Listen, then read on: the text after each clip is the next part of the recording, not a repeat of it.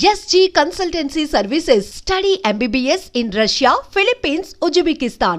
అయాచితంగా ఒకటి రెండు మాటలన్నా అవి పామర భాషలోనే అంటారు. వివాహానంతరం కానీ వారు ఆ భాషను విడిచిపెట్టరు. వారి చేష్టలు కూడా భాషోచితంగానే ఉంటాయి. తర్వాత ప్రభు వారు పామర భాషల్ని కోమలం చేసిన ఉద్గ్రంథాన్ని భార్య చేతనే ఆవిష్కరింపచేయాలని వారి ప్రతిజ్ఞలు విడ్డూరంగా ఉన్నాయి ప్రభు. విడ్డూరమేమిటి మంత్రి? మహాపురుషుల లక్షణాలు అద్భుతంగానే ఉంటాయి. వారి ప్రతిజ్ఞలు వింటుంటే ముగ్ధుడైన వారికి ఘనంగా స్వాగతం ఏర్పాటు చేయండి. చిత్తం. స్వస్తి సమస్త కాశీ పండిత ఆశీర్వాద సంపన్న సకల విద్యా విశారద కుంభావ సరస్వతీ బిరుద విజయ ప్రశస్తి స్వస్తి విజయీ భవ విజయీ భవ విజయీ భవ. కాదు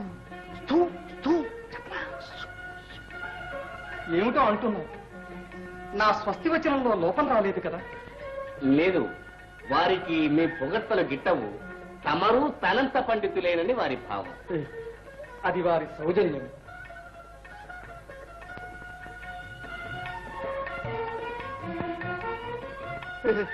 రాసుకూతురు దీపొట్టుకొస్తాందే బాగా చూడటానికా? ఇది కాదు ఇది కాదు.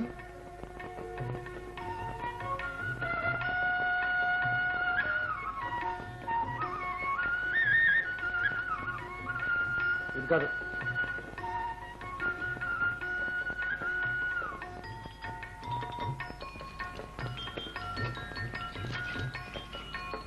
ఇది కాదు. ఇది కాదు.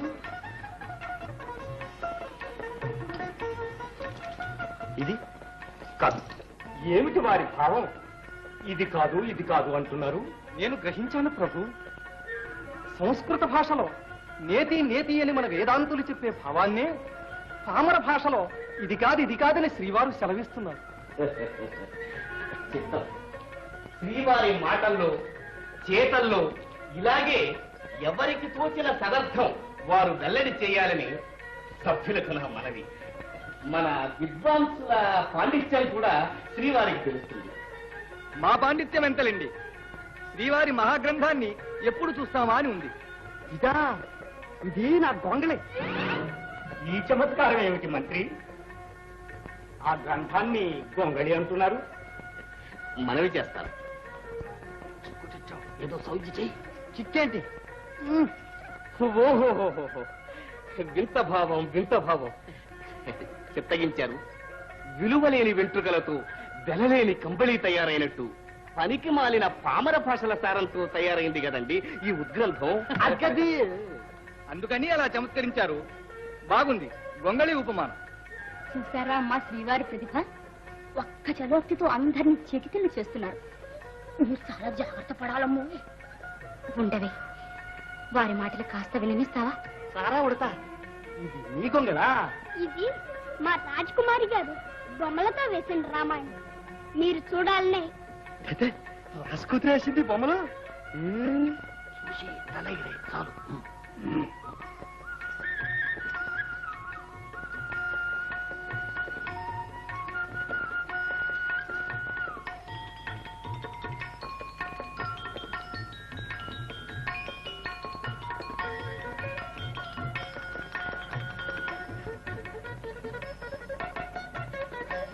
ఓరి పుడతాయి. చూడు చూడు, నువ్వు పుడతావు, నేను తోకరాయుడు. ఇద్దరం కలిసి వంతులు కట్టేశాం.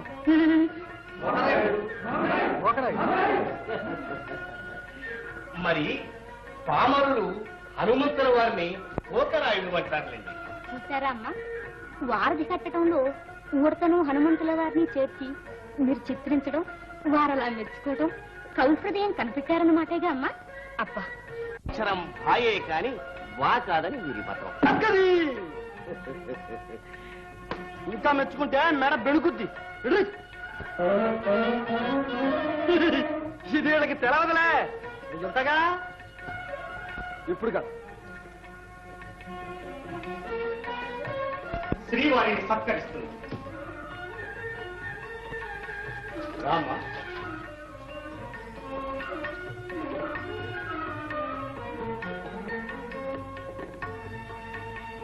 అయ్యయ్యో, నన్ను మించినోడివి నేనే మొక్కుతా. లేనాయన. అమ్మాయి, ఓ త్రిపీడా, ఆశీర్వాదంలో కూడా చమత్కారమా? ఏమిటి మంత్రి? మనవి చేస్తాను. అమ్మాయి గారు సరస్వతి సమానురాలని ముచ్చటగా ఈ చమత్కార బాణం విసిరినట్టున్నారు. మీరు అర్థం సెలవివ్వండి అమ్మా, వారు సంతోషిస్తారు. మీరే చెప్పాలి. ఈ చమత్కారాన్ని కూడా శ్లోకబద్ధం చేశారు మహానుభావులు. చిత్తగించారా? ఆహాహా, అమంగళాన్ని సూచించే పీడా శబ్దాన్ని ప్రియభావ బంధురంగా చేసి పతి సుఖం, సంతాన సుఖం, బంధు సుఖం కలుగుగాక అని భార్యను భర్త దీవించటం ఉభయ కుశలోపరి కదా. దివ్యమైన ఆశీర్వాదం.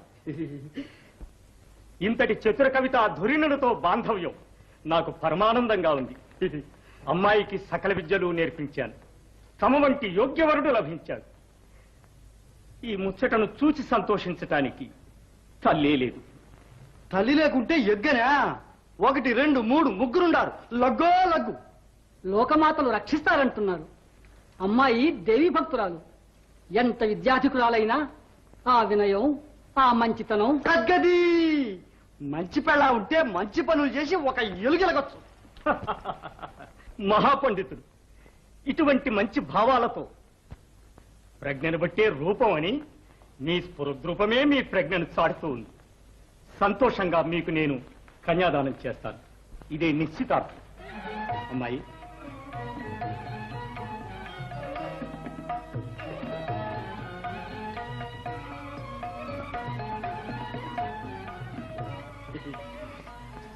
ఎందుకైనా మంచిది నీవే నన్ను గుర్తుంచుకో. మంత్రి వెంటనే కళ్యాణానికి ఏర్పాటు చేయి.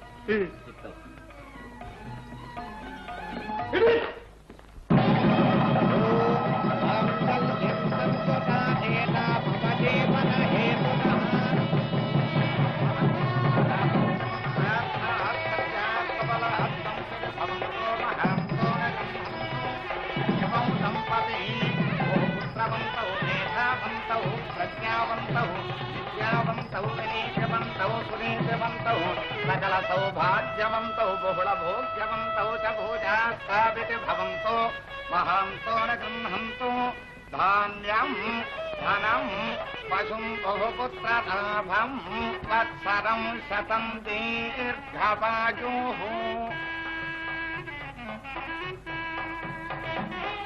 నాయన, నాకు కుమారులు లేరు. నా కుమార్తెతో పాటు నా రాజ్యం కూడా నీది.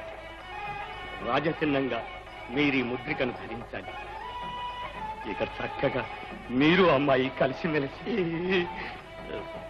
అంతే అంతే.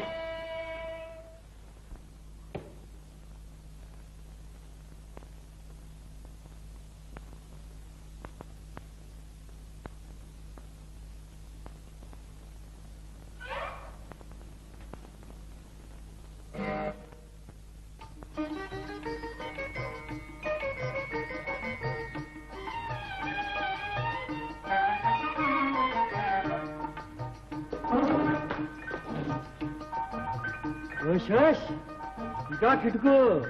దీని మీద కాలేసి దీని మీదకి ఎక్కాలి.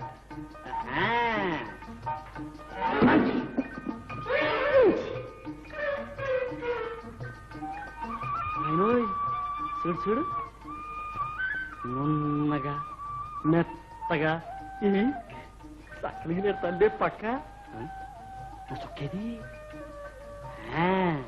ఎక్కడో నక్కి ఉంటుంది.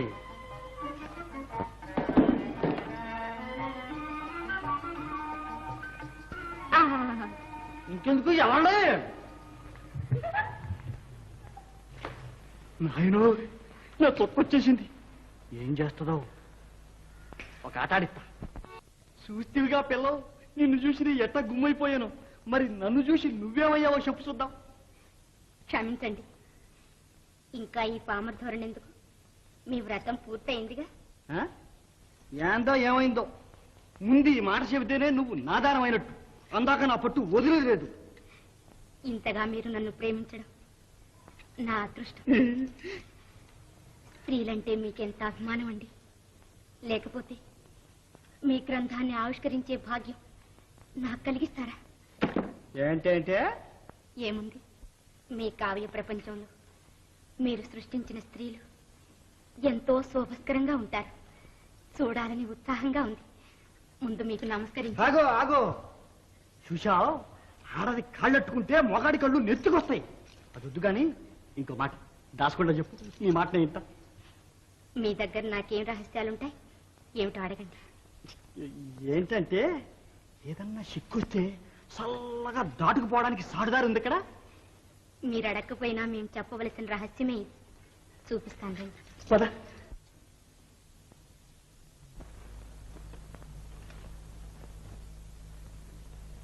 శత్రువులు ఎవరైనా కోటను ఆక్రమిస్తే మనం తప్పించుకుపోయే మార్గం ఇది. మరి ఇందులోంచి పోతే ఎక్కడికి వెళ్తాం? లోకరక్షకి అభయప్రదాయని జగదీశ్వరి ఆలయంలో. అంటే అమ్మోరు గుళ్ళోకా?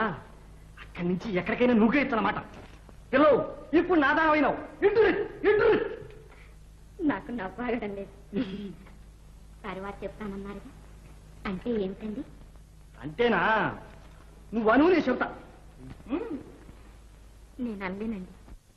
వాళ్ళే మా ఊరెళ్ళి మేకలను తోలుకుంటుంటే అదే వస్తుంది. మేకల్ని కాకపోతే ఆవుల్ని కాద్దాం. అంతేగాని నేను ఇక్కడ ఉండను. మగాళ్ళంతా ఈట్లు, ఆడాలంతా బెత్తాలు, ఏంటి బెడద? నాకు ఇక్కడ ఊపి ఆడలేదు. రాపోదాం. ఉండండి. ఏమిటండి? ఏంటండి? నువ్వు నా పెళ్ళానివి. అయితే మాత్రం ఇంత ఇంతేంటి అంతేంటి? పెళ్ళాం మీద పెట్టడానికి అద్దేంటి పద్దేంటి? రాపోదాం. అయినా నువ్వు ఇంత లేవు, నీకు ఇంత రోగులెందుకు? మన ఇంటికి ఇంకో కప్పుతాను, నీకు నాకు చాలు. రాపోదాం. లేకపోతే నా మేక బెంగెట్టుకుంటుంది. ఉండండి. నేను తెలుసుకోలేననుకున్నారా? మీరు కవులే కాదు, మహానటులు కూడా. చిత్రనటన చేస్తున్నారు. ఇంకా ఏం పరీక్షించాలని. ఓ అదా, చూసుకో, నీకు ఇద్దామనుకున్న కానికేలే.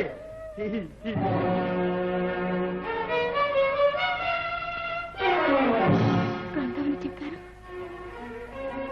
ఈ గొంగళి ఏమిటి? తప్పుకోవడానికి ఇదిగా ఎంత సరికైనా ఆగుద్దులే. శక్తిపల్లిలో మన ఇంటి ముందు బండ మీద గోకుంటే ఈదురుగాలి ఓడిచెట్టు కొడుతుంది. ఈ గొంగళి కప్పుని చెదరకుండా ఊకోవచ్చు నువ్వు నేను. ఏమిటి? అయితే ఇదంతా మోసం. మేసం గల మగవాడిని మోసం ఏంటి? అదేందో పెద్ద అడుగు. రాసు కూతురు నుంచి పెళ్లి చేస్తానని తీసుకొచ్చాడు, నేను వచ్చా అంతే. నిజం చెప్పండి, మీరు పండితులు కారా? ఏమో నాకేం తెలవదు. మా మంత్రి ఇంత మోసం ఎందుకు చేశాడు? నాన్నగారిని, నన్ను, సభను భ్రమలో పడేశాడు. అసలు మీరెవరండి? అదేనా చెప్పండి. ఏంటి చెప్పేది? నీ వాళ్ళకని చూస్తే అసలు నేను నీకు గెట్టినట్టే ఉందే. వాళ్ళని పెళ్ళాం వద్దే వద్దు. నా కొంగలి నేను పోతా. నన్ను అన్యాయం చేయకండి. నీ పాదాలంటే వేడుకుంటాను స్వామి. స్వామి, మరి నేనేం చేయమంటావు? దైవ సంకల్పం ఇలా ఉంటే ఎవరేం చేస్తారు? మీరు పండితులు, పామరులు. ఇది శాపమో వరమో ఎవరేమవుతారు? ఏమీ ఆలోచించలేకుండా ఉన్నారు. ఏంటి పిల్ల ఇది? పోతానంటే పోనీయవు, ఉంటే కంటతడెట్టుకుంటున్నావు. నేను చూస్తే నాకు జాలేస్తుంది. నేనేం చేయను చెప్పు? శారణయ్య వచ్చి రాసుకూతురు నీకు పెళ్ళామవుద్ది అని చెప్పాడు. వెంటనే అమ్మోరికి మొక్కి కాయలు కొట్టా. నీకు నాకు పెళ్ళయింది అంతే. నా ఇష్ట దేవత జగదీశ్వరి ఇలా చేసింది. ఇదేంటి నాయనో?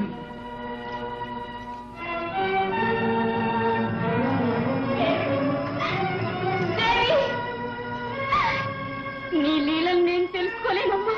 దయామయ వయసు అంశగల పురుషుడే నాకు భర్త కాగలనని ఆశీర్వదించారు. ఇలా ఎందుకు చేద్దావు తల్లి? నా అపరాధం ఏమిటి? నాకెందుకు ఈ విషమ పరీక్ష? నా భర్త మహాపండితుడు, మహాకవి. ఇది నీ అనుగ్రహ విశేషమేనని ప్రజలు నా తండ్రి విశ్వసించారు. ఇప్పుడు ఈ ప్రళయం ఏమిటి? పరమేశ్వరి, నా భర్తకు సకల విద్యలను కటాక్షించు. నీకు అసాధ్యం లేదు. నీవు సర్వశక్తివి, సర్వవ్యాపినివి తల్లి.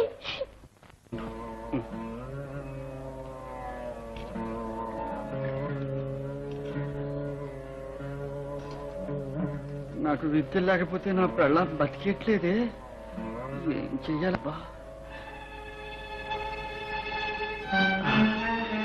తగ్గింది నాయనోయ్.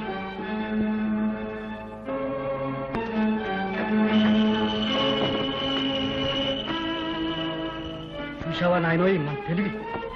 అమ్మోరు వచ్చి తలుపు తీయమంటుంది. అయ్యి అమ్మోరు నీకు మొక్కులు, అయ్యి అమ్మోరు నాకు విద్యలు అని మొక్కుతా. ఇద్దరిద్దరే తలుపు తీస్తా అంతే.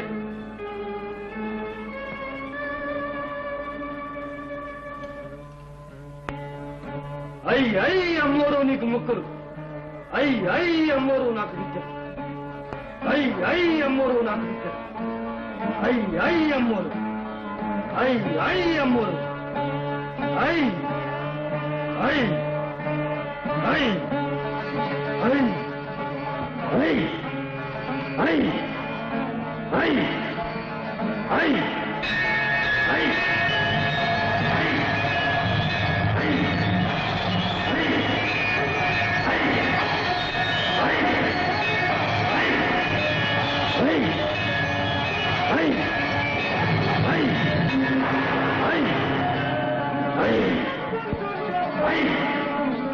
అయ్యి ఎవరు నాయనా లోపల?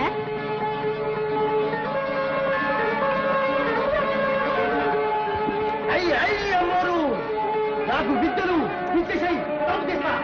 ముందు తలుపు తీయి. కాదు తల్లు, ముందు నాకు విద్యలు ఇస్తేనే తలుపు తీస్తా అంతే.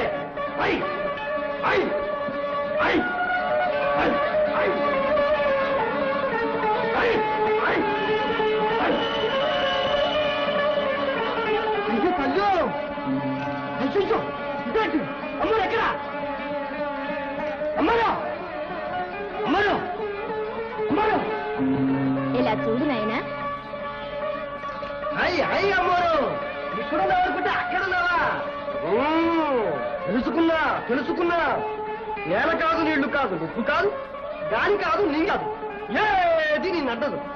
అమ్మోరు నీకు మొక్కులు, నీకు జేజాలు, నీకు గిడుగులు ఒకటేశాగా అమ్మ. ఇప్పుడు నాకు విద్యలు ఇచ్చే. మరి నీకే విద్యలు కావాలో కోరుకో. నాకేం తెలుసు? నా పెళ్ళాం అడుగుతాంది. అమ్మోరు అడుగుతాంది నాకేం విద్యలు కావాలో చెప్పు. నిన్నే అమ్మోరు నా పెళ్ళాం పాడలా. అయితే నీకే విద్యలు కావాలో నువ్వే కోరుకో. అయ్యి తల్లు, నన్ను ఇట్లా చిక్కుల్లో పెడితే ఎట్ట? నీకు అన్నీ తెలుసు. నాకు విద్యలు ఇచ్చే. నాకు విద్యలు లేకపోతే నా పెళ్ళాం బతకదు, నా పెళ్ళాం లేకపోతే నేను బతకను. ఇదిగో చూడు, నా పెళ్ళాం కోసం నా తల ఇచ్చేస్తున్నా. ఏమిటిది? ఆగు నాయనా ఆగు. ఏంటా మూర్ఖం? నీకే విద్యలు కావాలో కాస్త తెలిసేట్టు అడుగు. తెలిసేట్టు అడగల?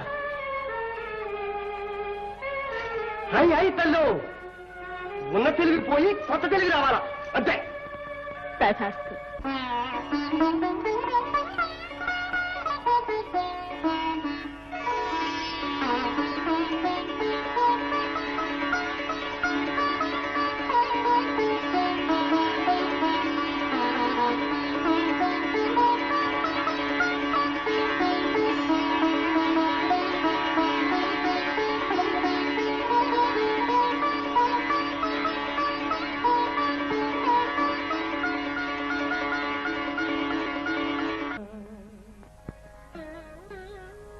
లోక కళ్యాణమును కోరి ధర్మ సంస్థాపనార్థమే చక్రవర్తులై శుభకీర్తులైన రఘువంశరాజుల పుణ్యకథలను చిరస్మరణీయముగా చెప్పి ధన్యుడనగుదుగాక.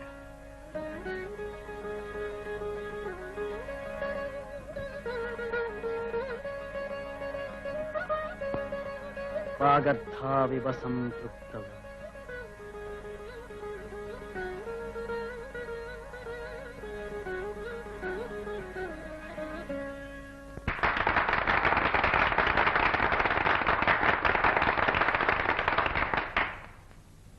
అధ్యక్షులు శ్రీ విశ్వనాథ మహోపాధ్యాయులకు, విద్వన్ మహారాజులకు, పండిత మహాసభకు ప్రణామం. కాశీ విశ్వేశ్వరుని సేవించుకున్న ఫలం. ఈ విశ్వనాథుల వారు ప్రత్యక్షమై నన్ను ఇలా నిర్బంధించారు. సర్వ స్వతంత్రులు రసజ్ఞుల ఇష్టమని నేను ఈ సత్కృతిని శిరసావహించాను. సర్వకళాభారతికి దివ్యహారతులుగా రూపొందిన విజ్ఞాన దీప శిఖావతంసులు మీ కాశీ విద్వాంసులు నా రఘువంశమును మహాకావ్యమని, నన్ను మహాకవి అని ప్రశంసించి శాసించడం కాళీకటాక్షమి. విశ్వశ్రేయస్సును కోరి నా కృతిని మీ కాశీ విద్యాపీఠానికి సమర్పిస్తున్నాను. అనుగ్రహించాలి. మీరేమో అనుగ్రహించారు.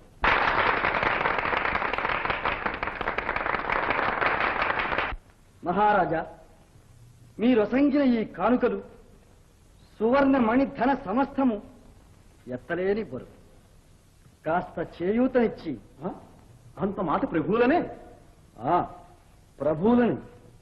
కవి శాసనం తప్పదు.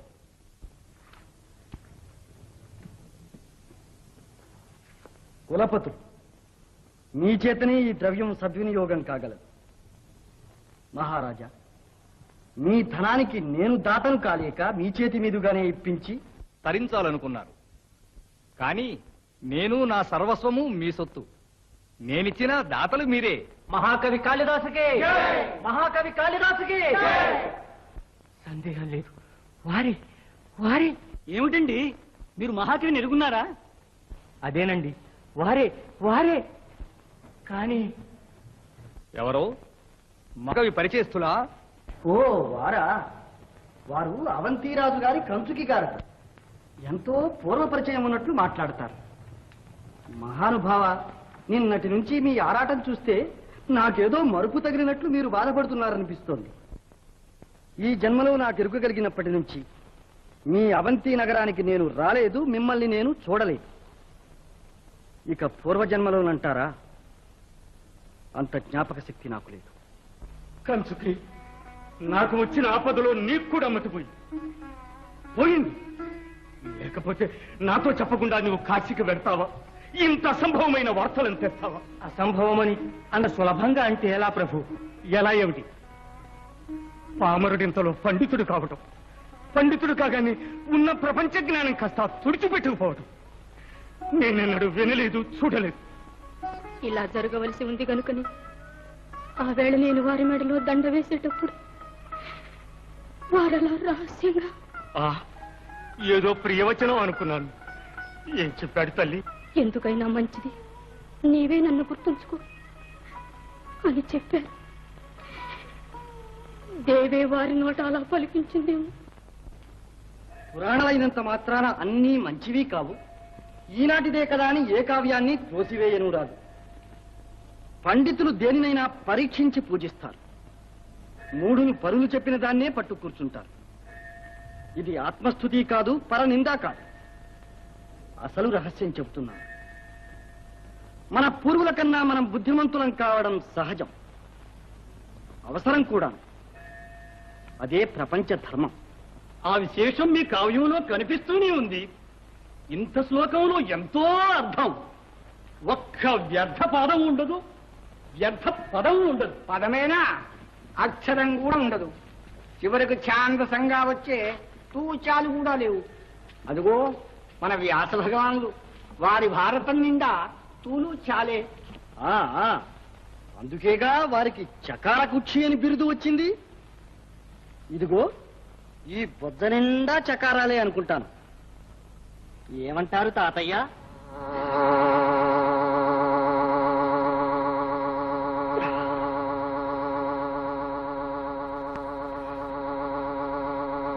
ఏమిటండి, ఏమైంది? ఏముంది? కీర్తి కండూతి నీ పొగట్టలతో ఉప్పి మైకంలో మైమరచి గురునింద చేశాను, అంతే. మరి నన్ను ఆక్షేపించినట్టు కాదు. ద్రౌపదికి పాండు తనయులు, భర్త, బావ, మరదులు అని అర్థం వచ్చేట్టు ఒక్క చకారం లేకుండా చెప్పు చూస్తా. అంతవరకు వదిలేది లేదు.